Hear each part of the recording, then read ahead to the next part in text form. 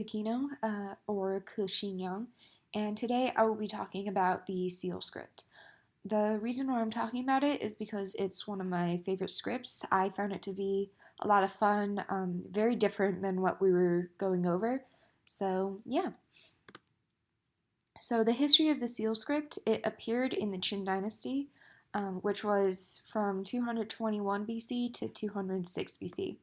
It is the oldest form of Chinese calligraphy because it developed from oracle bone scripts, which were like Chinese characters, what we think of now as Chinese characters, but they took the form of pictograms and ideographs, because basically Chinese populations back then wrote symbols um, that described what they were kind of seeing, and that developed over time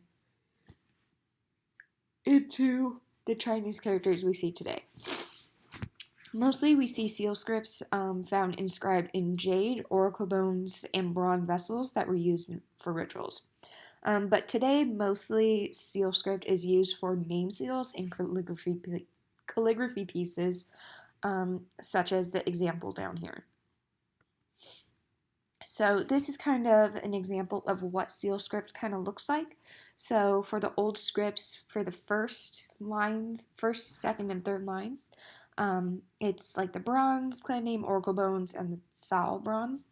So you can kind of see how the horse or ma kind of evolved from looking like a horse to a little bit of kind of looking like a horse in small seal.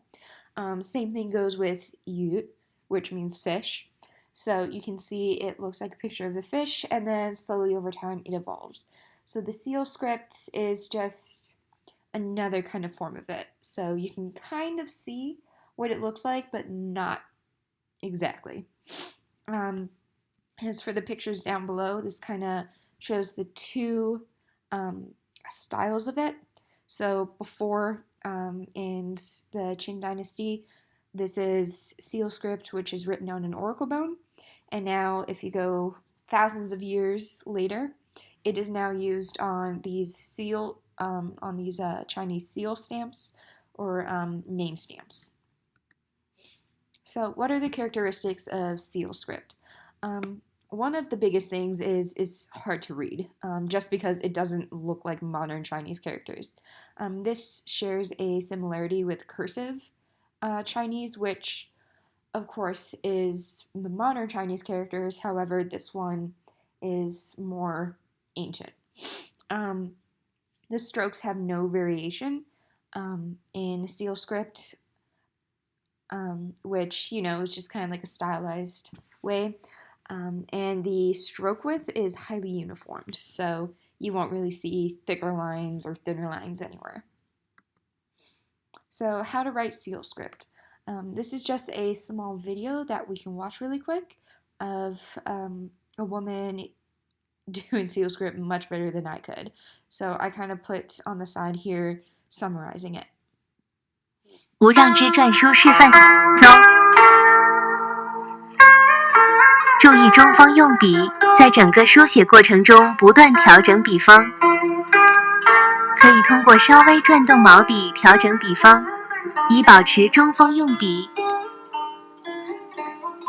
这样的线条更加饱满和有力。要把笔顶住往下走，把力送到底。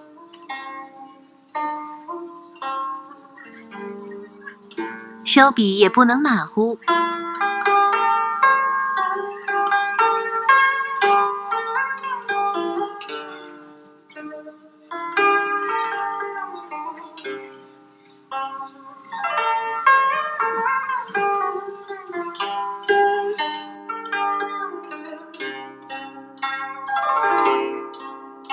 爱你哦。Nope. Okay, so to kind of summarize what she was saying, she basically was saying that for seal script, you need to use the center of the brush with the tip. And as you go along, you need to make sure you're making adjustments to the brush as needed. you also need to add consistent pressure to the brush, as you're not changing the width of any of the strokes. And always, just as a general rule with Chinese characters and calligraphy, you always write top down. So the first section of the Chinese character, you write from the top down and always left to right. 让之篆书示范 Sorry.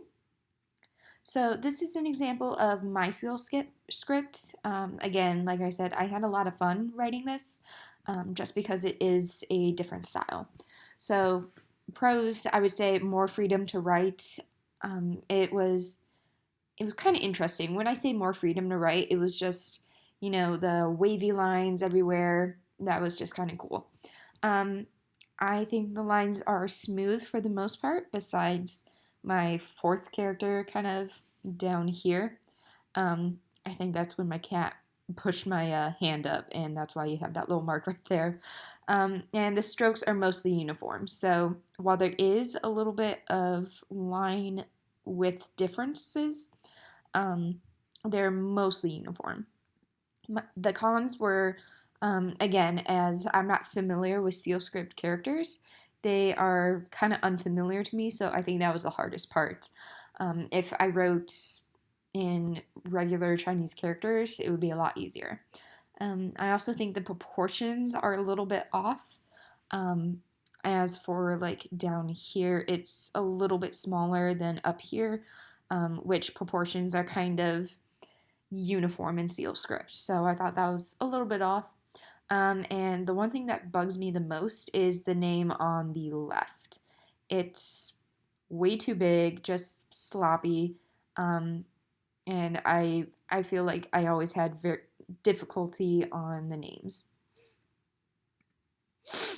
So here I compare, or am analyzing Yuxin Quan's seal script. So the prose are the line thicknesses. The line thickness for each of her characters are very consistent, which I was impressed by. So is the size of all the characters. They are basically the same exact size. Maybe this one is a tiny bit bigger than this one, but again, you can barely tell. Also, the names on the left are very neat and very small, which is good. I'm especially impressed by the traditional characters down here. Cons, honestly, I didn't really have that many cons. Maybe not even any, but I did feel like there should be more space between some of the aspects of the characters. So, for example, right here, I feel like there could have been more space between this section, the top section, and the bottom section. And just a personal preference, I would like the characters in this section, this main seal section, to be a little bit bigger. I feel like, I don't know, there's a lot of paper space, so to kind of contrast with the empty space in the entire piece, it would be a little bit better to do a bigger script. And that is my presentation. Thank you very much. 谢谢。